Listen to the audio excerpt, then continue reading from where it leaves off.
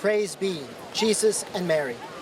This is David Rodriguez reporting for the Fatima Center from Rome on the 2019 Pan-Amazonian Synod. Now today marks the halfway point of the Synod. The bishops are now concluding their discussions in large assembly where open microphones and interventions are made. Tomorrow begins the small group discussions. Our briefing today after the meeting was provided by a panel of 7, 3 laity, 2 of whom were women, 2 priests, and 2 bishops. His Excellency Eugenio Coter, Bishop of Pando, Bolivia, and His Excellency Rafael Alfonso Escudero Lopez Brea, who is Bishop of Moyobamba in Bolivia. Now, there were a number of buzzwords that got thrown around that kind of kept coming up.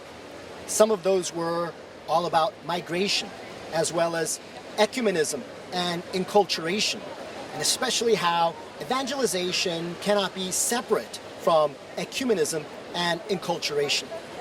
This did stir up a controversial question, because already a topic that has been brought up, causing some problems, was the issue of infanticide, which some of the Amazonian tribes still practice.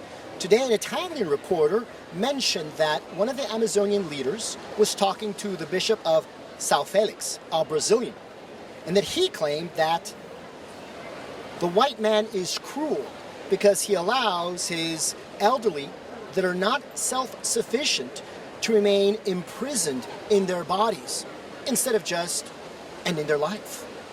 As you can imagine, this issue of euthanasia practiced by some of the Amazonian indigenous cultures is a huge problem from the perspective of the gospel of Jesus Christ. It's forbidden.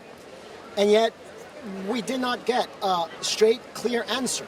There was a lot of discussion of how it's a complex issue and things need to be studied on a case-by-case basis. Other issues were the talks of education and then, of course, pastoral ministry. And by pastoral ministry, they were talking about how there is a great lack of priests in this area, so other options have to be explored, as well as how even the formation of priests is difficult because of funding.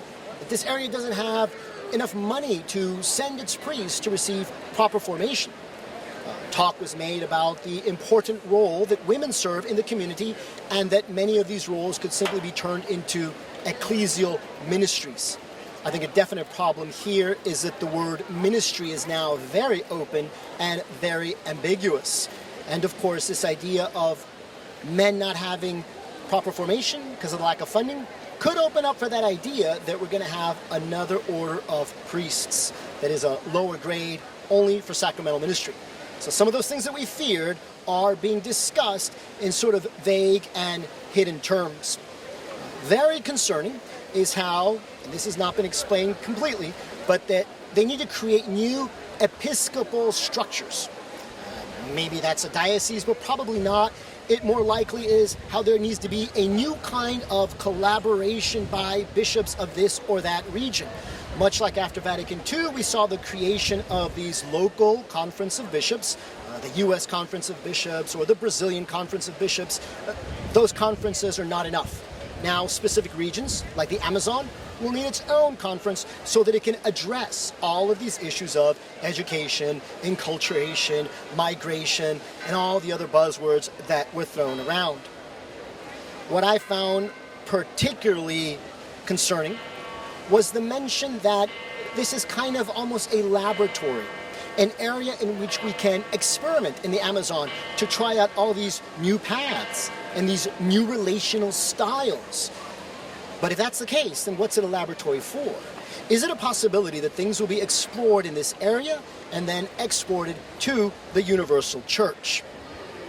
I actually raised a question on this issue asking, every time we come up with new human natural solutions for some of our problems, it seems we create some unintended problems, or perhaps I should say unforeseen problems. I think this is to be expected anytime we are seeking human solutions.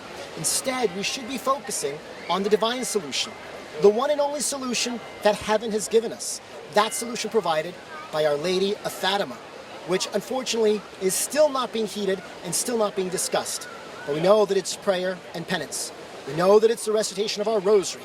We know it's the proper wearing of the brown scapular, the devotion of the First Fridays, enthroning the Sacred Heart in our homes, consecrating ourselves to the Immaculate Heart, and above all, releasing the full text of the third secret given to us by Sister Lucia and the consecration of Russia to the Immaculate Heart of Mary, by name, by the Pope in union with all the bishops. That would be the only solution that can solve the Amazonian problems, but all the problems of the world. Join me for our next update from the 2019 Synod on the Pan-Amazon region. Our Lady of Fatima, pray for us.